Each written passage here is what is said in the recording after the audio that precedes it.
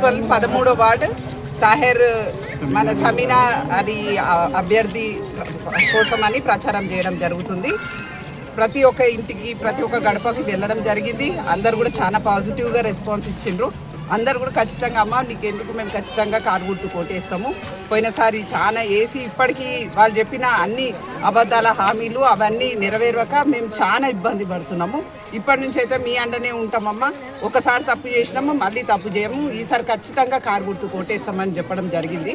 ఇంకోటి ముఖ్యంగా చెప్పాలంటే ఆడపిల్లలు మెయిన్గా ఎంతో ఆశపడి వాళ్ళు చెప్పిన అబద్ధాల మాటలు విని 6 గ్యారెంటీలు చేస్తారు, నిజంగానే మన కేసీఆర్ గారు చేసిన దానికంటే కూడా ఇంకా ఎంతో అభివృద్ధి చేస్తారన్న ఆలోచనతో వాళ్ళకు ఓటేసి ఎంతో అంటే ఏముంటుంది ఆడపిల్లలు చిన్న చిన్న మాటలకే వాళ్ళు నిజం అనుకొని ఓటేసిండ్రు.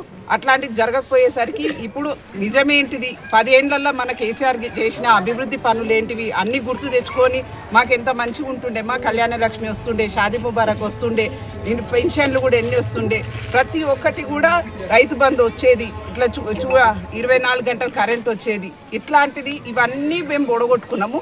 ఈసారి నుంచి అయితే ఇంకా ఓడగొట్టుకోము. ఇది వచ్చేది కూడా మన ప్రభుత్వమే, మన కేసీఆర్ గారే వస్తారు, మన టీఆర్ఎస్ ప్రభుత్వమే వస్తుందని గట్టిగా చెప్తున్నారు. ఇంకొకటి నేనైతే ఇప్పుడు గట్టిగా చెప్తున్నా, 13వ వార్డు అభ్యర్థి మన తాహెర్ అయితే ఖచ్చితంగా గెలుస్తున్నాడు. జై తెలంగాణ.